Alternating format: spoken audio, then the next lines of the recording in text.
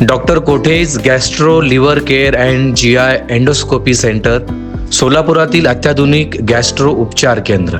गंगेवाडी परिसरातील दगडखाणीत बुडाल्याची शक्यता असलेला यश हरी हब्बू वय 10 रा कासेगाव हा विद्यार्थी अखेर 4थ्या दिवशी मृत अवस्थेत आढळून आला.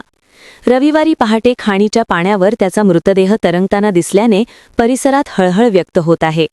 मागील 3 दिवसांपासून अग्निशमन दल, जिल्हा आपत्ती व्यवस्थापन पथक तसेच आपदा मित्रांकडून यशचा शोध घेण्यासाठी विविध पद्धतींचा वापर करून शोध मोहीम राबविण्यात येत होती. पाण्याची खोली व खाणीच्या कलावाची रुंदी मोठी असल्याने हे प्रयत्न निष्फळ ठरत होते. 3 दिवस सुरू असलेल्या या शोध मोहिमेदरम्यान ग्रामस्थांनीही मोठ्या संख्येने घटनास्थळी उपस्थित राहून पथकाला सहकार्य करत शोधकार्यात मदत केली. दरम्यान रविवारी म्हणजे दिनांक 15 सकाळी नेहमीप्रमाणे यशचे चुलत आजोबा तुकाराम हब्बू आपल्या मुलासह खाणीच्या परिसरात गेले असता त्यांना दूरवर पाण्यावर काहीतरी तरंगत असल्याचे दिसले.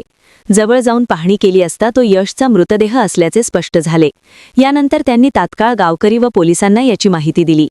घटनास्थळी पोलिसांनी पंचनामा करून मृतदेह पुढील तपासणीसाठी सोलापूर येथील सिव्हिल हॉस्पिटलमध्ये पाठविण्याची प्रक्रिया सुरू केली. पोस्टमार्टमनंतर दुपारी यशवर अंत्यसंस्कार करण्यात येणार असल्याची माहिती ग्रामस्थांनी दिली. 4 दिवसांपासून बेपत्ता असलेल्या यशचा मृतदेह आढळल्याने हब्बू कुटुंबावर दुःखाचा डोंगर कोसळला आहे. यशचा मृतदेह पाण्यावर तरंगताना पाहताच कुटुंबियांनी टाहो फोडला. या दुर्दैवी घटनेमुळे संपूर्ण कासेगाव परिसर शोकाकुल झाला आहे. यश हा अत्यंत हुशार व गुणी विद्यार्थी होता. त्याचे आजोबा भजन कीर्तनाशी जोडलेले असल्याने यशही त्यांच्यासोबत भजन व कीर्तन कार्यक्रमांमध्ये सहभागी होत असे. त्याच्या पश्चात आई-वडील, लहान बहीण, आजी आजोबा, काका काकू असा परिवार आहे.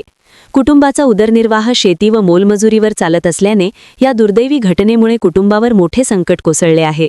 या घटनेनंतर शासनाने तसेच सामाजिक संस्थांनी हब्बू कुटुंबाला भरीव आर्थिक मदत करावी अशी मागणी ग्रामस्थ व नागरिकांकडून व्यक्त करण्यात येत आहे.